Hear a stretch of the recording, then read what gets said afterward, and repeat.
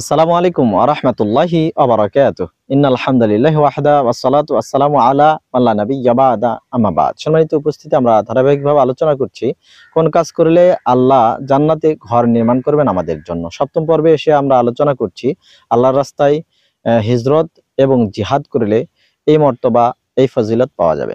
আল্লাহ রাসূল সাল্লাল্লাহু আলাইহি সাল্লাম বলেছেন, আনা যাঈমুন ওয়া যাঈমুল হামিলু লিমান আমানা বি ওয়া আসলামা ওয়া হাজারা। আমি ওই ব্যক্তির জন্য জামিনদার হব যে আমার প্রতি ঈমান আনে, ইসলাম গ্রহণ করে এবং হিজরত করে। কিসের জামিনদার হবেন? আল্লাহ রাসূল সাল্লাল্লাহু আলাইহি সাল্লাম তিনি বলছেন, বিবাইতিন রাবাদিল জান্নাহ, জান্নাতের উপকণ্ঠে একটা ঘরের। সুবহানাল্লাহ।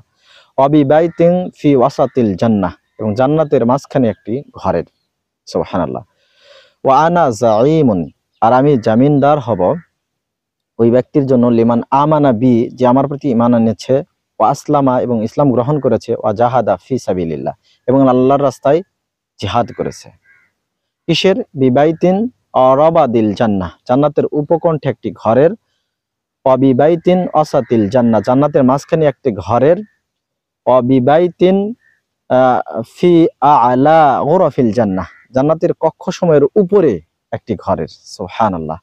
সম্মানিত উপস্থিতি, এই হাদিস থেকে বোঝা গেল আমরা যদি নবী মুহাম্মদ সাল্লাল্লাহু আলাইহি সাল্লামের প্রতি পরিপূর্ণ ঈমান রাখি, প্রয়োজনে হিজরত করি, প্রয়োজনে জিহাদের ময়দানে অবতীর্ণ হই, তাহলে আমাদের জন্য এই ফজিলত, এই মর্তবা রয়েছে।